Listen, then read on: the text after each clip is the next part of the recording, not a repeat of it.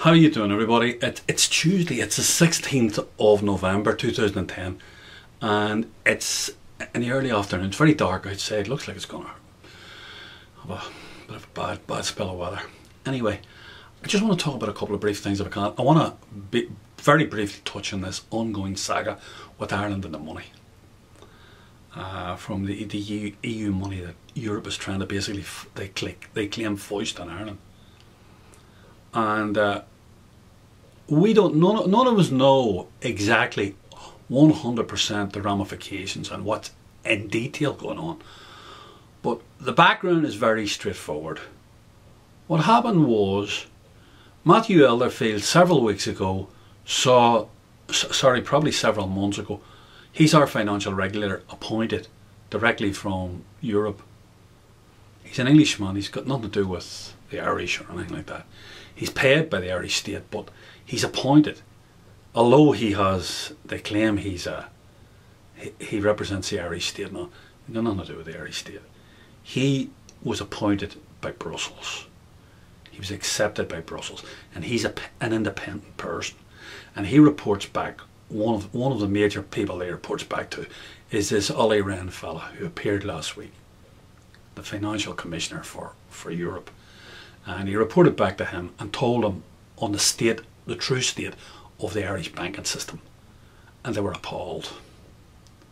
So Rehn came to check it out himself last week, and they've obviously decided at the G20 meeting last week that they'd have to do a bailout job for Ireland, because Ireland's bankrupt. Ireland, we're gone.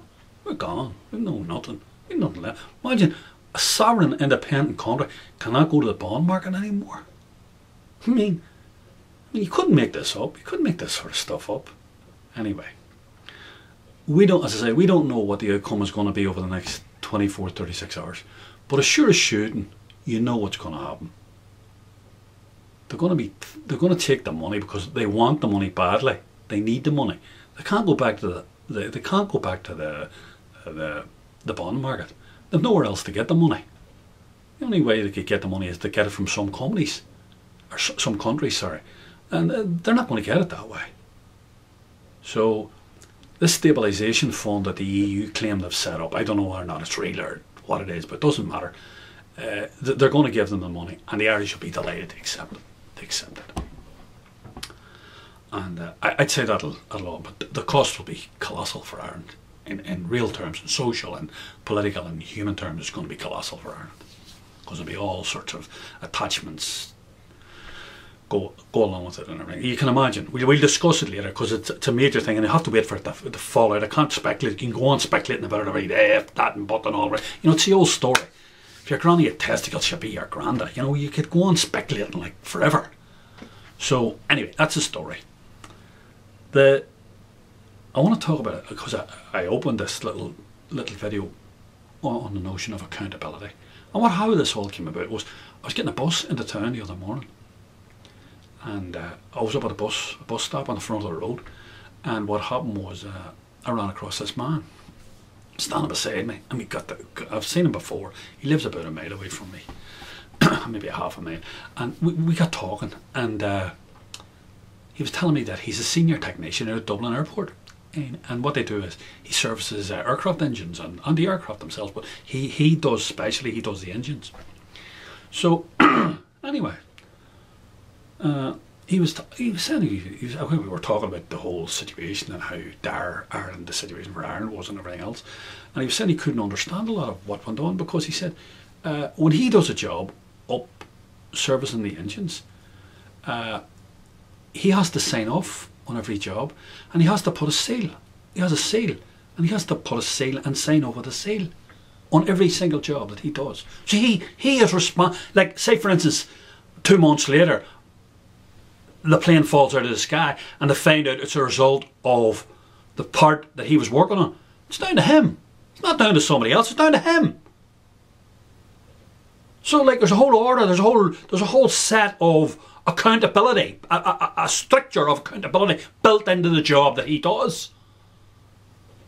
But there's none for money. There's none for these accountancy companies. There's none for these auditing companies. There's none for these economists. They're all the cowboys. they're all like, they're all financial cowboys. They just make up their own rules as they go along.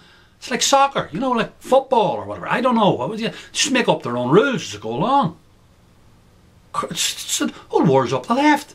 So he couldn't understand that, but so I would try to explain to him, you know, the problem with the money game is very, very closely aligned with the political game. And, you know, what he does, the job he does up at Dublin Airport, there's nobody covering his ass. If he's wrong, he's just kicked out. But it's not like that in the money world. In the money world, because it is the money world, you have these political overtones. And, you know, every time big money is moved around in the world, and every time something of a large nature involving large amounts of money, there's spin-offs for everybody. And especially for these politicos in power here in Ireland. That's why we're in the way we are. These are all corrupt, highly corrupt financial criminals. That's what they are. Stroke political criminals. That's what they are. They don't see themselves that way, but that's what they are. They've no accountability. They've no morals, no ethics, no nothing. They're supposed to be public servants, but they're only in it for one purpose and one purpose only. And that's to line their pockets. They're not public servants at all. They won't put themselves out for 2 minutes. Anyway. So, really, I've touched on that, and that's all I want to say about it. There's no accountability. And while there's no accountability, and while we have we've got no oversight, we've got nothing, we've no ombudsman to investigate anything. While all that is existing, we've no public people on quangos and government authorities and all that investigate. We've no nothing. We've no oversight. So while that goes on, it's going to be all corruption the whole way. Final thing I want to say is, I was watching a program called Russia today at lunchtime there, but an hour and a half ago, and I had a bloke called Max Kaiser on. Fascinating guy. I'd be a big fan of his, I'd say. I have to say that. I've seen him a few times, and he shoots from the hip, and he's been a broker all his life. I think he was a pit broker, because he shoots a bit like me, and I think he was a pit broker. I think in New York.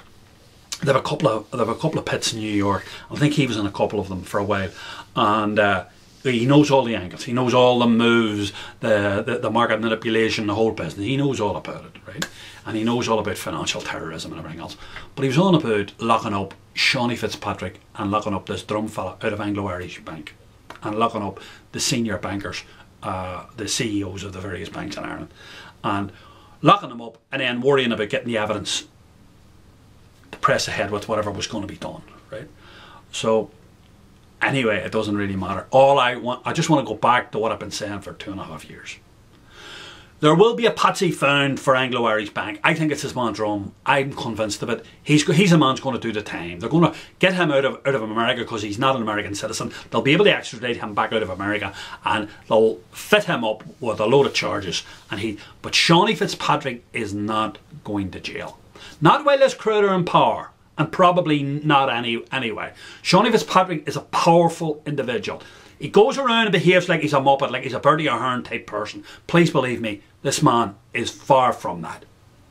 This man has a big, thick black book. He knows where all the secret bank accounts. He laundered all the money for the good and wealthy in Ireland. And if he goes down, he will scream and squeal like a stuck pig to high heaven. That's what's going to happen. And it ain't going to happen.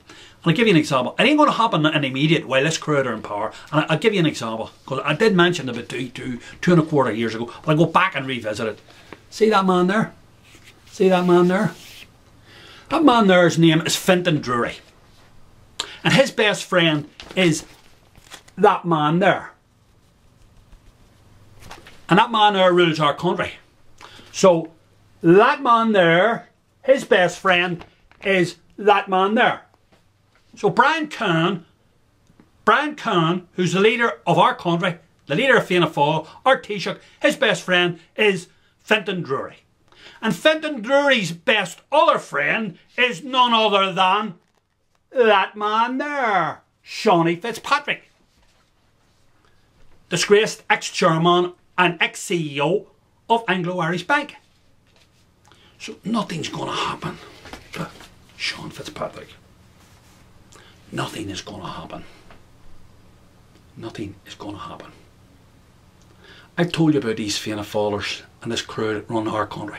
This clique that run. They've run our country 73% of the time from its inception. 73% of the total time they have been in power. And when you go to join Fianna Fáil, there's only one thing at the bottom of each of the entry qualifications that you need. You need your name, your address, and all that. You're an Irish citizen and all that. That's all big help. There's only one thing they want to know. Are you a master brown noser or slicker?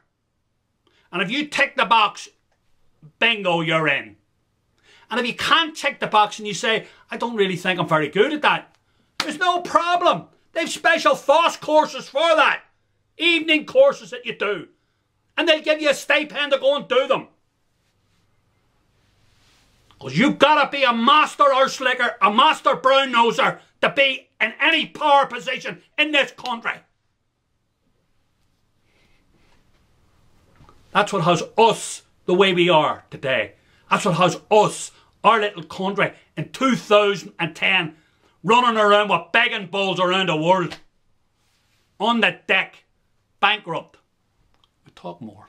Good luck. Bye. Oh, by the way, thanks very much, Mr. Kaiser. I thought I was on my own. But obviously somebody agrees with me. Good luck.